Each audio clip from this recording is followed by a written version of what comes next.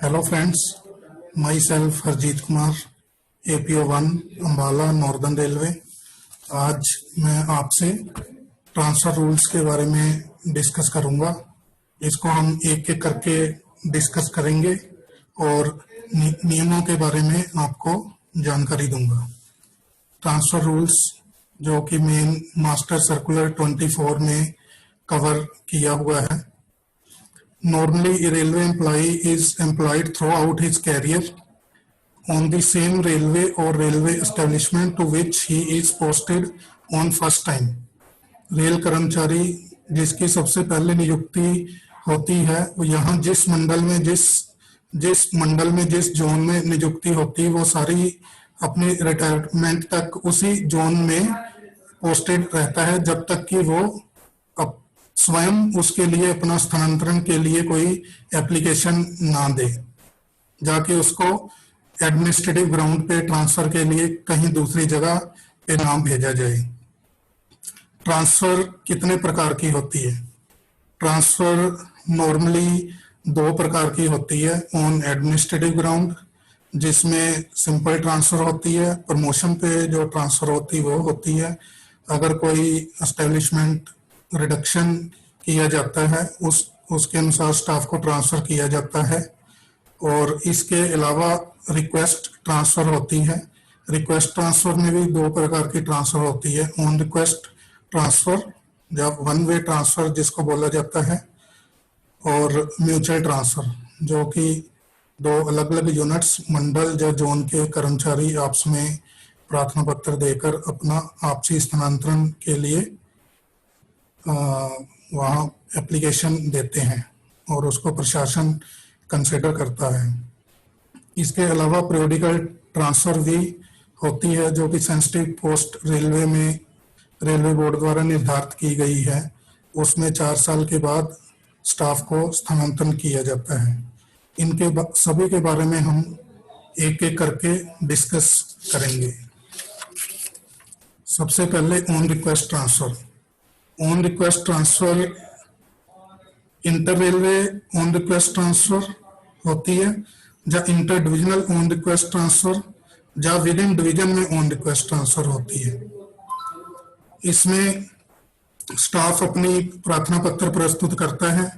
उसके प्रार्थना पत्र पर कार्मिक शाखा में इंटर रेलवे और इंटर डिविजनल के लिए उसकी वरीयता प्राथमिकता को पंजीकृत किया जाता है, और उसकी जो वरीयता पंजीकृत की गई है उसमें उसकी पारी आने पर उसकी प्रार्थना पत्र पर अग्रिम कार्रवाई की जाती है।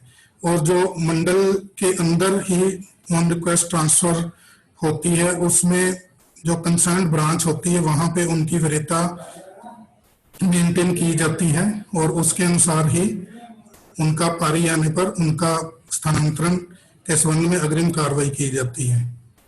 जो वरीयता सूची में पंजीकृत की गई है, उसके अलावा अगर पंजीकृत की गई वरीयता से नीचे के स्टाफ स्थानांतरण के लिए अगर उनको हम करते हैं तो उसके लिए मंडल में मंडल रेल प्रबंधक, वर्कशॉप में CWM और हेडक्वार्टर में PHOD कॉम्पिटेंट है जो कि उनको आउट ऑफ टर्न ट्रांसफर कर सकते हैं।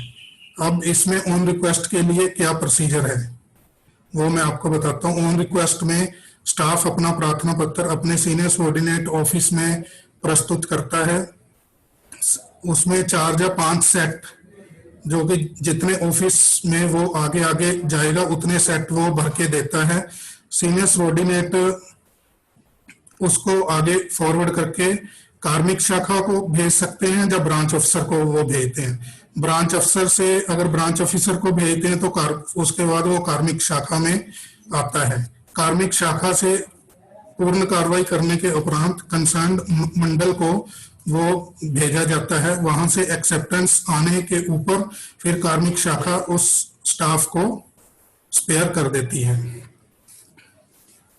ऐसे ही जैसे एप्लीकेशन उसकी कार्मिक शाखा में आती है तो उसमें सबसे पहले हम उसकी वरीयता पंजीकृत करते हैं। वरीयता पंजीकृत करने के बाद जैसे उसका पारी में नंबर आता है उसके बाद उसको कंसिडर किया जाता है। इसके बाद inter railway on request transfer. Inter railway on request transfer में सबसे पहली कंडीशन 5 साल की सर्विस की है। जब तक कर्मचारी की उस जोन में 5 साल की सर्विस पूरा नहीं होती है, वो अपनी स्थानांतरण के लिए अपने प्रार्थना पत्र को पंजीकृत नहीं कर सकता है। जैसे उसके 5 साल पूर्ण होंगे, इसमें ट्रेनिंग पीरियड भी इंक्लूड किया जाएगा। अगर किसी पोस्ट के लिए ट्रेनिंग करवाई जाती है तो ट्रेनिंग पीरियड भी 5 साल सर्विस के लिए काउंट होगा। वहां से काउंट 5 साल पूर्ण होने के उपरांत कर्मचारी इंटर रेलवे के लिए अपना प्रार्थना पत्र प्रस्तुत कर सकता है और उसको पंजीकृत किया जाता है। उसमें भी सेम प्रोसीजर है, जैसे उसका पारी में उसका वरीयता सूची के अनुसार नाम आएगा, उसका नाम कंसिडर किया जाएगा। लेकिन रेलवे बोर्ड द्वारा इसमें 4 या 5 ऐसे मामले हैं जिसमें 5 साल की सर्विस जरूरी नहीं है। सबसे पहले, अगर म्यूचुअल ट्रांसफर पे केस है तो उसमें 5 साल की सर्विस की कंडीशन जरूरी नहीं है।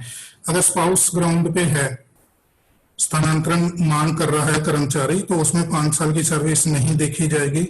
अगर कोई कर्मचारी पीडब्ल्यूडी है, फिजिकली हैंडीकैप्ड है, या उसका वार्ड जिसकी वार्ड कोई उसका फिजिकली हैंडीकैप्ड है, उस केस में भी 5 साल की सर्विस काउंट नहीं की जाएगी। उससे पहले भी स्टाफ जो है उसके लिए अप्लाई कर सकता है। और इसके अलावा सबसे पहले बोर्ड ने 4 इन केसों में एग्जम्पशन दी थी जिसमें 5 साल की सर्विस कंडीशन जरूरी नहीं है। लेकिन बाद में उसके बाद विडोज जो सीजी अपॉइंटमेंट पे भर्ती होती है, उनके लिए भी ये प्रावधान कर दिया गया कि अगर वो इंटर रेलवे स्थानांतरण के लिए अप्लाई करती हैं तो उस केस में भी 5 साल की सर्विस जरूरी नहीं है।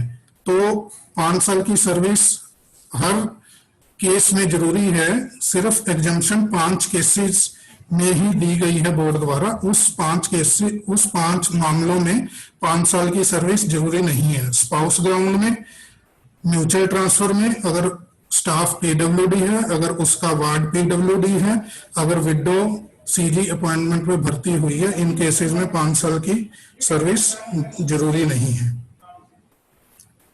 अब इसके बाद क्या प्रोसीजर इसमें फॉलो किया जाता है? प्रोसीजर वही है जो अभी मैं आपको पहले बता चुका हूं। स्टाफ अपनी एप्लीकेशन देगा, इसके बाद उसको कंसिडर किया जाएगा, वरीयता सूची में नाम आने पर उसको कंसिडर किया जाएगा। On request transfer with in division, on request transfer अगर विद इन डिवीजन के लिए है तो उसकी प्रायोरिटी जो है ब्रांच ऑफिसर मेंटेन करता है। ब्रांच ऑफिसर एक स्टेशन से दूसरे स्टेशन पर ट्रांसफर के लिए कंसिडर कर सकते हैं उनकी वरीयता सूची के अनुसार। इसमें भी अगर वरीयता इन्फ्रिंज हो रही है, नीचे से किसी स्टाफ को उसकी प्रॉब्लम्स के कारण अगर उसका केस कंसिडर किया जाता है तो उसमें भी वही competent authority out of turn के लिए कंसिडर कर सकती है, DRM, CWM and PHOD. Request transfer on mutual transfer पे क्या नियम है? म्यूचुअल ट्रांसफर पे इंटर रेलवे म्यूचुअल ट्रांसफर और इंटर डिविजनल म्यूचुअल ट्रांसफर, इसमें जो सीनियरिटी फिक्स होती है वो IREC वॉल्यूम 1 पैरा 230 के अनुसार फिक्स होती है और इसके अतिरिक्त IREM वॉल्यूम 1 के पैरा 310 के अनुसार म्यूचुअल ट्रांसफर में प्रायोरिटी फिक्स होती है। इसमें रेलवे बोर्ड द्वारा म्यूचुअल ट्रांसफर के लिए comprehensive policy on mutual transfer RBE number 8/2019 जो कि 11 जनवरी 2019 को जारी किया गया था, उसमें पूरी म्यूचुअल ट्रांसफर के बारे में पूरा A to Z पूरी डिटेल दे रखी है। उसके अनुसार हमने कार्रवाई करनी है।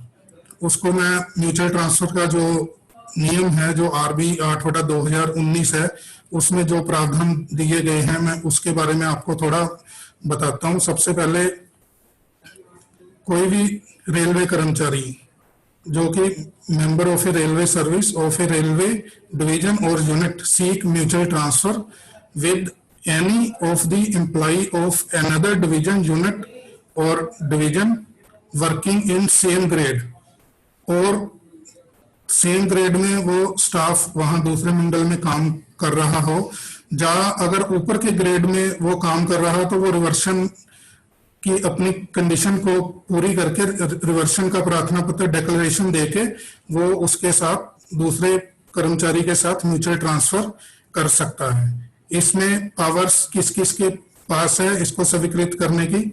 डिविजन्स में डीआरएम के पास है, वर्कशॉप में सीडब्ल्यूएम के पास है, हेडक्वार्टर में जीएम, जाकि जीएम द्वारा अगर किसी लोअर अथॉरिटी को ये पावर डेलीगेट करी गई है तो वो इस म्यूचुअल ट्रांसफर को जो अप्रूव कर सकते हैं।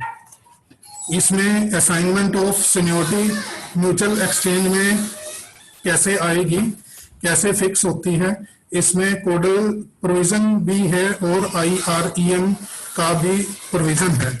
इसमें आईआरईसी के अनुसार पैरा 230 के अनुसार कोड में प्रोविजन दे रखा है कि म्यूचुअल ट्रांसफर में जो आपकी सीनियरिटी कैसे फिक्स होगी, और आईआरईएम के वॉल्यूम 1 के पैरा 310 के अनुसार भी म्यूचुअल एक्सचेंज में प्रावधान दे रखा है कि आपकी सीनियरिटी कैसे फिक्स होगी। दोनों साथियों में से जो कर्मचारी जूनियर होगा, जूनियर अपनी वरीयता पे आएगा, और जो सीनियर होगा वो सीनियर जूनियर की वरीयता पे जाएगा। तो इस तरह से म्यूचुअल ट्रांसफर पे वरीयता जारी की जाती है। अब इसमें कोर्सपोंडेंस कैडर का भी प्रावधान है कि इसमें दोनों का जो म्यूचुअल ट्रांसफर स्टाफ करवा रहा है उनका आपस में कोर्सपोंडेंस कैडर होना चाहिए। अब कोर्सपोंडेंस कैडर कौन डिसाइड करेगा, कौन सी अथॉरिटी डिसाइड करेगी? तो ये जीएम के पास या कोई दूसरी लोअर अथॉरिटी के पास पावर है जो कि कोर्सपोंडेंस कैडर के बारे में उसको डिसाइड कर सकते हैं म्यूचुअल ट्रांसफर में। नेक्स्ट है म्यूचुअल ट्रांसफर में जब आप प्रार्थना पत्र प्रस्तुत करते हैं तो उसमें आपको एक डिक्लेरेशन देना होता है कि म्यूचुअल ट्रांसफर के बाद आप no backtracking once mutual transfer agreed. अगर म्यूचुअल ट्रांसफर आपकी अप्रूव्ड हो गई है तो आप उसके लिए जाने के लिए मना नहीं कर सकते किसी भी कंडीशन में। नो बैक ट्रैकिंग के लिए जो आरबी 53/2006 के अनुसार प्रावधान दिया गया है, क्योंकि स्टाफ खुद ही अपनी रिक्वेस्ट म्यूचुअल ट्रांसफर के लिए लगाता है, इसलिए अप्रूव्ड होने के बाद में वो जाने के लिए मना नहीं कर सकता है। अब म्यूचुअल ट्रांसफर में कम्युनिटी रिस्ट्रिक्शन आती है। अब इसमें honourable high court Kerala Ernakulam में इसमें इन्होंने कैट एर्नाकुलम के आदेश को अपहेल्ड किया था, जिसमें ये प्रावधान उन्होंने ये आदेश किया था कि कोई भी जो म्यूचुअल ट्रांसफर के लिए स्टाफ प्रार्थना पत्र देता तो जनरल जो जनरल के साथ ही ट्रांसफर करेगा, जो एससी है उसका एससी के साथ हो सकता है, और एसटी जो है उसका एसटी के साथ हो सकता है। ये क्यों है? In order to maintain the balance of post based roster. Post based roster को मेंटेन करने के लिए ये जरूरी किया गया था। इसके बाद कैट एर्नाकुलम बेंच ने अपने आदेश द्वारा रेलवे बोर्ड को इसके ऊपर विस्तृत नियम पॉलिसी जारी करने के लिए आदेश दिया। तो रेलवे बोर्ड द्वारा इसके ऊपर कम्युनिटी रिस्ट्रिक्शंस के ऊपर अपना पॉलिसी जारी की गई है, जो कि आरबी नंबर 134/2007 द्वारा जारी की गई है। इसमें ये कहा गया है कि कोई भी कर्मचारी जो म्यूचुअल ट्रांसफर चाहता है तो वो अपने पार्टनर दोनों की जो कैटेगरी वो सेम होनी चाहिए। एससी जो एससी के साथ कर सकता है, एसटी एसटी के साथ कर सकता है, और जनरल जो जनरल के साथ कर सकता है। इसमें बाद में कुछ रेलवे द्वारा रेलवे बोर्ड से क्लैरिफिकेशन मांगी गई कि इसमें ओबीसी का जिक्र नहीं है, तो ओबीसी का अगर स्टाफ ट्रांसफर चाहता है तो उसको कैसे कंसिडर किया जाएगा। तो उसमें बोर्ड ने क्लैरिफाई किया कि ओबीसी का प्रमोशन में कोई इनको फायदा नहीं होता, ओनली रिक्रूटमेंट के टाइम पे ही इनको फायदा होता है। तो इनको जनरल ही कंसिडर किया जाएगा, मतलब जनरल ओबीसी जनरल का आपस में मतलब ट्रांसफर, म्यूचुअल ट्रांसफर हो सकता है।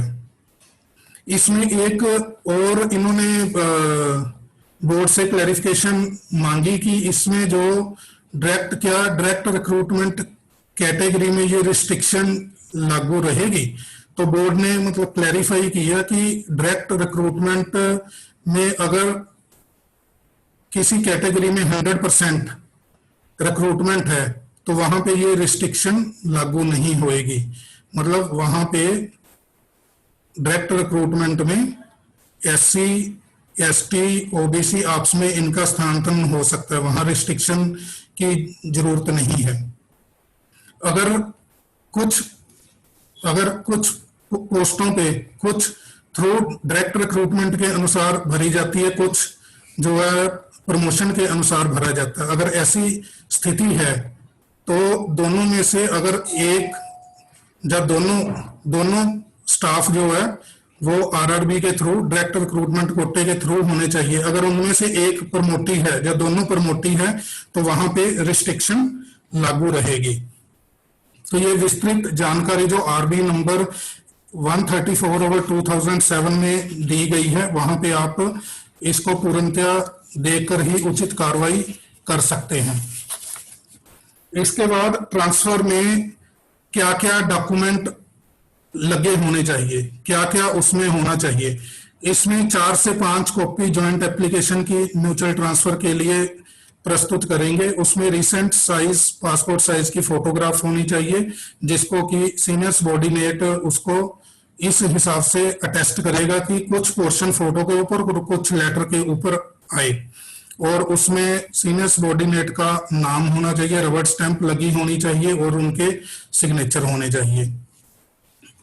और इसमें हर लेवल पे जहां जहां पे प्रार्थना पत्र जाके गुजरेगा, जिस ऑफिस से, वो हर एक प्रार्थना पत्र को अपने पास रिटेन कर लेंगे। उसमें भरे गए सारे पर्टिकुलर को अच्छी तरह से चेक करेंगे ताकि उसमें कोई त्रुटि ना रह जाए।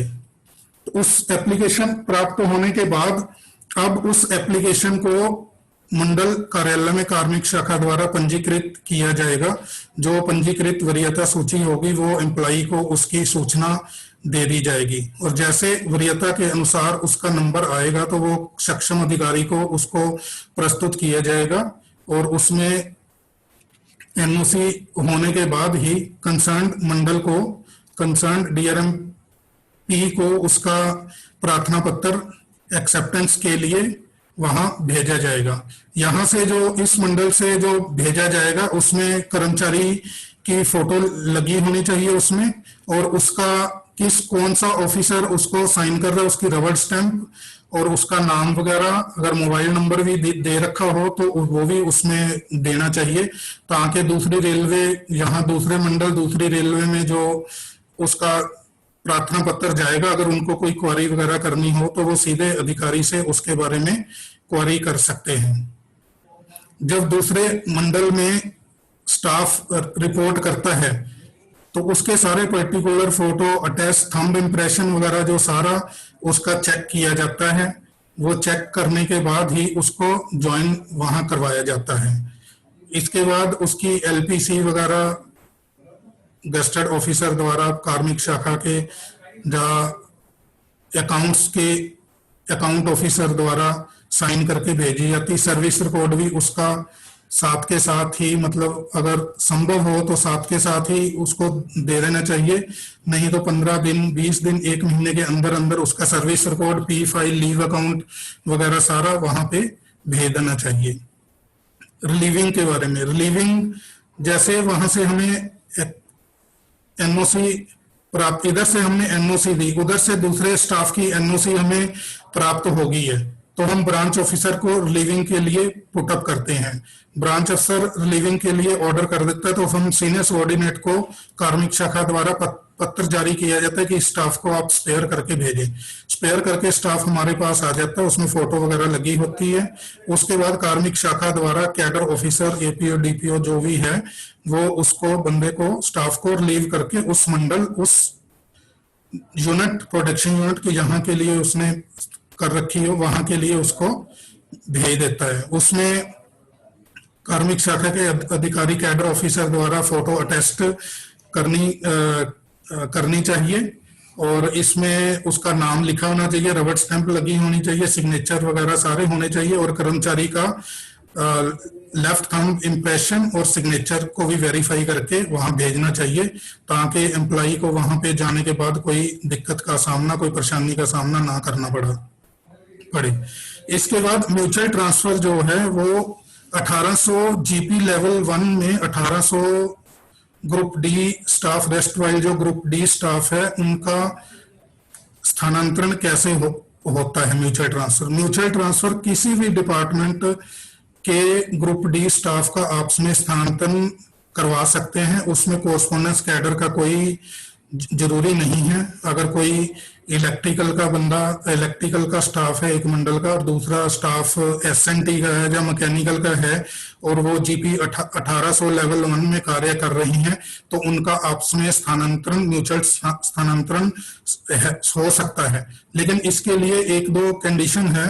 एक तो जिस दोनों की मेडिकल कैटेगरी जो है सेम होनी चाहिए। अगर जो मेडिकल कैटेगरी है वो मेडिकल कैटेगरी, उसमें फिटनेस होनी चाहिए और विदाउट कोर्सपोंडिंग कैडर, जैसा कि मैंने आपको बताया किसी भी डिपार्टमेंट का ग्रुप डी का बंदा दूसरे ग्रुप डी किसी भी डिपार्टमेंट के स्टाफ के साथ म्यूचुअल ग्रुप डी लेवल 1 के साथ स्थानांतरण कर सकता है। इसमें जरूरी क्या है कि मेडिकल फिटनेस दोनों की मेडिकल कैटेगरी में फिट होना चाहिए और अगर कोई पोस्ट पे ट्रेनिंग की जरूरत है तो वो वहां जाने के बाद स्टाफ को ट्रेनिंग उसकी अगर जरूरी है तो उस पोस्ट पे उसको डालने से पहले, ड्यूटी पे डालने से पहले उसमें वो ट्रेनिंग जरूरी है और वो ट्रेनिंग पीरियड जो भी उसका 15 दिन, 20 दिन, 1 महीना जो भी होगा वो सारा ड्यूटी के लिए कंसिडर होएगा।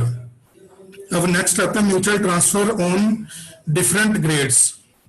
अब एक स्टाफ है हमारा 1900 जीपी में है और दूसरा स्टाफ है 2400 या 2800 जीपी में है, तो क्या इनका आपस में म्यूचुअल ट्रांसफर हो सकता है? क्या संभव है? जी हाँ, इसका म्यूचुअल ट्रांसफर आपस में संभव है। जो हायर ग्रेड में स्टाफ है उसको एक डिक्लेरेशन देना होगा कि वो नीचे के लिए रिक्रूटमेंट ग्रेड में जाने के लिए तैयार है और दोनों को बॉटम सीनियरिटी के लिए देना होगा, क्योंकि रिक्वेस्ट पे अगर जा रहे हैं दोनों का वैसे तो संभव नहीं है क्योंकि दोनों अलग अलग ग्रेड में है, लेकिन वो रिवर्शन देके और अगर बॉटम का डिक्लेरेशन, सीनियरिटी का डिक्लेरेशन अनकंडीशनली देता है तो उसको, उनका हम केस कंसिडर कर सकते हैं ताकि आगे आने वाले समय में कोई लीगल कॉम्प्लिकेशन ना हो। इसके बाद इस आरबीई में मॉडल टाइमलाइन शेड्यूल फिक्स कर रखा है रेलवे बोर्ड द्वारा कि किस किस स्तर पे कितना कितना टाइम म्यूचुअल ट्रांसफर के लिए लगना चाहिए। एप्लीकेशन सीनियर सबऑर्डिनेट के पास स्टाफ ने एप्लीकेशन सबमिट कर दी तो वो एप्लीकेशन को आगे फॉरवर्ड करने के लिए 10 दिन का टाइम उनके पास है। उसके बाद कार्मिक शाखा में अगर एप्लीकेशन आती है तो कार्मिक शाखा से दूसरे मंडल के लिए जो हेडक्वार्टर कंट्रोल्ड पोस्टें हैं उसमें डिवीजन मंडल से 15 दिन का टाइम आगे फॉरवर्ड करने के लिए, और जो हेडक्वार्टर कंट्रोल पोस्टें हैं उसमें हेडक्वार्टर कार्मिक शाखा के पास भी 15 दिन का टाइम है। उसके बाद दूसरे मंडल में एप्लीकेशन उसकी पहुंच गई, उसकी एक्सेप्टेंस के लिए 10 दिन का टाइम है। तो वहां से एक्सेप्टेंस आने के बाद ट्रांसफर ऑर्डर इशू होने के लिए 10 दिन का टाइम है और एलपीसी और सर्विस रिकॉर्ड, पी फाइल वगैरह डिस्पैच करने के लिए 15 दिन का टाइम है। कुल इसमें 2 महीने का 60 दिन का टाइम है स्टाफ जब एप्लीकेशन सबमिट करता है और एंड तक उसका एलपीसी और सर्विस रिकॉर्ड डिस्पैच करने के लिए। अब इसमें सबसे लास्ट में टेक्निकल असिस्टेंस का पॉइंट दे रखा है इस आरबी में, जिसके अंदर कॉम्ट्रोन का जिक्र किया गया है। कॉम्ट्रोन है कॉमन पोर्टल ऑन ट्रांसफर। इसमें जो भी डाटा है हमें कॉमन पोर्टल ऑफ ट्रांसफर में जैसे जैसे जो जो इवेंट्स होते हैं उसके अनुसार हमें उस कॉम्ट्रोन के ऊपर हमें अपडेट करना चाहिए, ताकि स्टाफ उसको देखकर अपनी ट्रांसफर के संबंध में उसकी क्या स्थिति है, क्या पोजीशन है, उसको देखता रहे और उसको पता चलता रहे कि कहां तक उसका मामला पहुंचा है।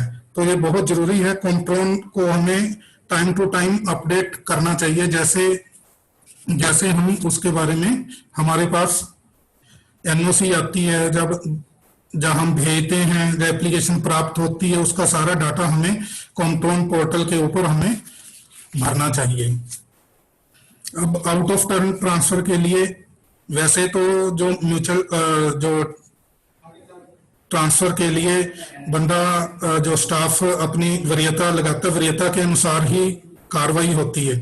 लेकिन कुछ मामलों में out of turn transfer exceptional circumstances में सक्षम अधिकारी द्वारा किया जाता है, जिसके लिए डीआरएम, सीडब्ल्यूएम, पीएचओडी कॉम्पिटेंट है। Transfer cases where DR vigilance SP cases are pending. ऐसे केस जहां पे स्टाफ के विरुद्ध DR vigilance SP case pending है, क्या ऐसे केसेस में स्टाफ को ट्रांसफर करना चाहिए? तो उसमें ये है कि ज्यादातर स्टाफ को ऐसे केसों में स्थानांतरण नहीं करना चाहिए, क्योंकि उसकी डीआर जो भी केस चल रहा है उस मंडल में चल रहा है। तो जब तक स्टाफ उस मंडल में रहेगा तो उसका मामला जो है जल्द निपटान होना चाहिए। अगर वो दूसरे मंडल में उसको स्थानांतरण कर दिया जाएगा पेंडिंग डीआर केस में, तो उसमें उसका डीआर केस भी लंबित होगा, उसके लिए ज्यादा टाइम लगेगा। तो इसलिए अगर किसी स्टाफ का DR vigilance SP case pending है तो वो क्लियर होने के बाद ही उसको स्थानांतरण करना चाहिए। 5 ईयर कंडीशन का मैंने ऑन रिक्वेस्ट में आपको बता ही दिया कि 5 ईयर कंडीशन जो है mutual transfer, spouse ground, ward handicapped या एम्प्लॉय हैंडीकैप्ड है, पीडब्ल्यूडी है या window appointed on CG ground है, उन केसेस में 5 साल की कंडीशन नहीं लगेगी। बाकी सारे केसेस में 5 साल की कंडीशन लगेगी। 5 साल की सर्विस होने के उपरांत ही स्टाफ वरीयता अपनी लगा सकता है, पंजीकृत करवा सकता है, और उसके बाद ही जैसे उसकी टर्न आएगी उस पर कार्रवाई होगी। लेकिन इन केसेस में 5 साल की कंडीशन नहीं है। स्पाउस ग्राउंड के लिए भी अलग प्रायोरिटी मेंटेन करी जाएगी, बाकी सारी प्रायोरिटीज अलग से होएगी, मेंटेन होगी, पंजीकृत की जाएगी। स्पाउस ग्राउंड के लिए अलग से की जाएगी। Procedure for preventing fraudulent transfer. पीछे रेलवे बोर्ड के पास पिछले वर्षों में कुछ मामले आए हैं कि जिसमें लोग फ्रॉड करके दूसरे मंडलों में, दूसरी यूनिट में, प्रोडक्शन यूनिट में, दूसरे ऑफिसेज में जाके उन्होंने ज्वाइन किया, जहाँ पत्थर लेके पहुंच गए। तो रेलवे बोर्ड द्वारा ये निर्देश जारी किए गए हैं कि ऑन रिक्वेस्ट ट्रांसफर या म्यूचुअल ट्रांसफर में कोई भी अगर पत्र जारी किया जाता है उसके ऊपर फोटो अटेस्टेड राजपत्रित अधिकारी द्वारा करी जाएगी। उसमें फोटो के अटेस्ट इस प्रकार से की जाएगी, स्टैंप आदि फोटो के ऊपर और आदि पत्र के ऊपर लगी हो, और सिग्नेचर भी आधा फोटो के ऊपर हो और आधा पत्र के ऊपर हो। रबर स्टैंप होगी, उसमें नाम के साथ होगी, उसमें अधिकारी जो सिग्नेचर कर रहा है उसके सिग्नेचर प्रॉपर होंगे। अगर मोबाइल नंबर वगैरह दे रखा है तो वो भी अच्छा है। कर्मचारी का थंब इम्प्रेशन और उसका सिग्नेचर पत्र के ऊपर होंगे, जिसको कि कार्मिक शाखा अधिकारी द्वारा उसको अटेस्टेड किया जाएगा। Refusal of promotion in case of out of station transfer. अगर प्रमोशन पे किसी स्टाफ का स्थानांतरण होता है तो वो अपना नहीं, अगर उसमें उस टाइम उसकी जाने की कंडीशन नहीं है, सर्कमस्टांसेस नहीं है, तो वो अपना रिफ्यूजल एक वर्ष के लिए रिफ्यूजल अपना दे सकता है। 1 साल के लिए उसको डीबार कर दिया जाता है, तो वो उसको स्थानांतरण पर रोक दिया जाता है।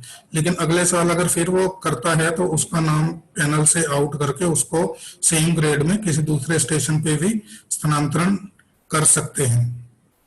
Transfer of railway servant who are office bearer of recognised union. Recognised union के जो ऑफिस बेयरर हैं उनका स्थानांतरण कैसे किया जाता है, इसके बारे में हम बात करते हैं। अगर office bearer on request transfer मांगता है, जहाँ प्रमोशन पे उसका स्थानांतरण होता है, तो उस केसेस में ये प्रोसीजर फॉलो करने की जरूरत नहीं है। ओनली इन एडमिनिस्ट्रेटिव ग्राउंड पे अगर ऑफिस बेयरर का ट्रांसफर होता है तो उसमें यूनियन को कंसेंट के लिए भेजा जाता है। अगर यूनियन अपना कंसेंट दे देती है तो स्टाफ को एडमिनिस्ट्रेटिव ग्राउंड के लिए स्थानांतरण कर दिया जाता है। अगर यूनियन अपना कंसेंट नहीं देती है तो वो अपना उसके लिए उनको अरेंजमेंट करने के लिए एक साल या अगली नेक्स्ट उनकी जो इलेक्शन होगी तब तक का टाइम दिया जाता है। अगर फिर भी कोई डिस्प्यूट रहता है तो मामला मंडल महाप्रबंधक के पास प्रेषित कर दिया जाता है। महाप्रबंधक द्वारा जो भी फाइनल आदेश किए जाते हैं उसके अनुसार ही अग्रिम कार्रवाई इन ट्रांसफर जो ऑफिस बेयरर के ट्रांसफर के संबंध में की जाती है। नेक्स्ट है mid session transfer. Mid session transfer should be avoided. इसमें जैसे कि बच्चे स्कूल जाते हैं तो जब स्कूल सेशन खत्म ना हो, पूरा ना हो, तो उस टाइम के दौरान स्टाफ का स्थानांतरण नहीं करना चाहिए। जब सेशन पूरा हो जाए उसी दौरान ही, जैसे मार्च में सेशन पूरा हो रहा है तो हमें जनवरी या फरवरी में ही आदेश जारी करने चाहिए ताकि स्टाफ की पढ़ाई के ऊपर उनके ऊपर कोई असर ना हो। Posting of husband and wife eight same station. इसमें ज्यादातर जो रेलवे बोर्ड की पॉलिसी है उसमें ये कहा गया है कि जहां तक संभव हो हस्बैंड और वाइफ को, अगर दोनों सरकारी कर्मचारी हैं तो उनको एक स्टेशन पर जहां तक संभव हो, एक मंडल में जब बिल्कुल नजदीक यहाँ पे संभव हो, पोस्ट अवेलेबल हो, वहां पे उनको स्थानांतरण करना चाहिए ताकि रेलवे सर्विस के साथ साथ उनका जो घरेलू उनकी जिंदगी है वो भी स्मूथली चलती रहे। मॉडल टाइम लिमिट मैंने म्यूचुअल ट्रांसफर की आपको बता ही दी है। उसमें 60 दिन के अंदर अंदर पूरा प्रोसेस खत्म करना पड़ता है। और ऑन रिक्वेस्ट में जो है, ऑन रिक्वेस्ट में स्टाफ स्थानांतरण के लिए एप्लीकेशन देता है तो उसमें पंजीकृत की जाती है और उसकी पारी आने पर ही उसमें अग्रिम कार्रवाई की जाती है। इसके अलावा जो पीरियोडिकल ट्रांसफर जो है, जो ये टिकट चेकिंग स्टाफ जो माल प्रैक्टिस वगैरह में आते हैं या करप्शन के चार्जेस वगैरह लगते हैं तो उनको दूसरी डिविजन्स इंटर रेलवे या इंटर रेलवे के लिए स्थानांतरण विद पोस्ट किया जाता है एज ए पॉलिसी। तो उसमें अगर डीआर के दौरान स्टाफ को इंश्योर किया जाता है तो उसमें उस केस के लिए अगर स्टाफ अपना वापस आने के लिए, अपने स्थानांतरण के लिए वापसी उसी मंडल में आने के लिए देता है तो उसके ऊपर महाप्रबंधक अपना फैसला करेंगे। तो साथियों, मैंने आपको स्थानांतरण के संबंध में ज्यादातर नियम, पॉलिसी और जो प्रैक्टिस जो चल रही है उसके बारे में मैंने आपसे डिस्कस किया है।